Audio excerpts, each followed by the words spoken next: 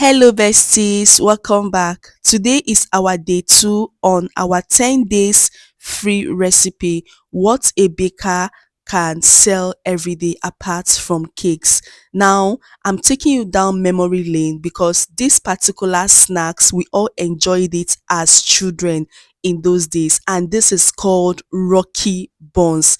It's so nice and everyone can afford this particular buns. So I urge you to add this particular Rocky Buns into your menu. And yes, people really love this particular snacks. And let's get right into the video. First of all, you need to get all your ingredients together. So we have our flour, some cinnamon, baking powder, and also eggs. You can replace your eggs with butter, but I like to use eggs. So that's very important. So let's begin. I already have 4 cups of flour. I'm adding baking powder. Then you add your cinnamon. You can use nutmeg, you can use cinnamon. Just choose one, but I love to use cinnamon. So after adding your cinnamon, add in a pinch of salt. Then you add in your sugar. After that, begin to mix. So when making rocky buns, I have two secrets in which I use to make my rocky buns. Number one, I add in enough baking powder. Yes, if you noticed, I use 3 teaspoons of baking powder. Yes, baking powder helps in the crunchiness. So I will tell you the last one when we get to that stage. So after mixing, make sure you make a well or you make a hole at the middle of your flour mixture. Add in your melted butter, then add in your eggs. Before you add in your eggs, you can whisk or you can just add in your eggs. It's the same thing because we are still going to like knead it and the rest. So but I decided to make sure I whisk my egg. After whisking my egg, I added it to my melted butter mixture and I began to use my silicone spatula to turn everything. So at this point you can use your hands, there's no big deal, but I decided to use my silicone spatula. So one thing about making rocky buns, you need to get the right consistency. If you don't get the right consistency, it won't be rocky. So you need to begin to add in your water bit by bit. I don't like adding in my water at once. So that once I get that right consistency, although the water measurement I'm using is the right measurement, but sometimes most of this flour we buy, so I don't know how to explain it, but I don't know if I'm the only one that do experience it. There are some kind of flour you buy, they contain like they absorb water easily.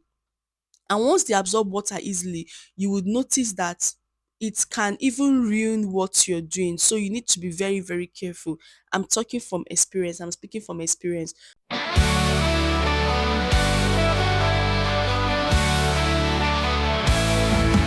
So I just kept on adding in my water bit by bit, and at some point, I just had to use my hands. Now you need to get a rough and stretchy consistency. A rough and stretchy what consistency, that is what we are looking for.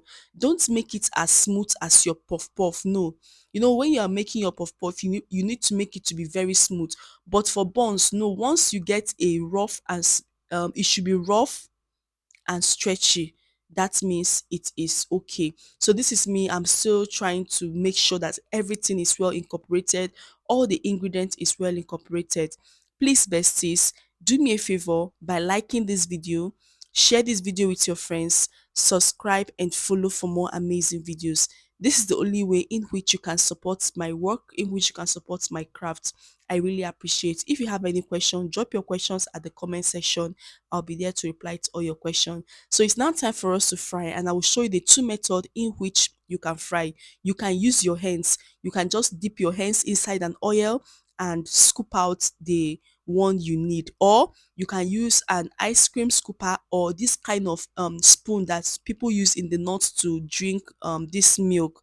You can also use it, but I will tell you one of the difference between using this spoon and your hands. The difference is that when you're using this spoon, it tends to give you a smooth texture or a smooth outlook of buns. But if you use your hands, it tends to give you a rough, Yes, it tends to give you like this kind of a rough texture of buns. So make sure your oil is hot before you start frying, and please make sure you fry on a low heat. That's very important. Make sure you fry on a low heat. So if you have any question, please drop your questions at the comment section, and I'll be there to reply to all your questions. So can you see what this spoon actually gave me? The rocky buns. Yes, it gave me rocky buns, but like the body, do you understand, the skin is kind of looking smooth, although there are smooth buns, but what we are looking for is a rocky buns. So I decided to use my hand for the second method. And for the second method, can you see that it gave me that rocky look, that rocky outer look that everyone loves. Like, even though these particular snacks, anybody, even a primary one kid, can afford these particular snacks. So I hope you try it, and these snacks can last for, let's say, 1 week or more. Yes, 1 week or more. These snacks can last. It's very nice. I didn't put any preservative, just fry properly. And let's open it and see what we have on the inside. Can you see how it is? It is so nice, and it is well cooked from outside to inside. So please make sure you fry on a low heat. And I will see you. So thank you so much for watching. I love you all, and don't miss tomorrow's class. See you. Bye.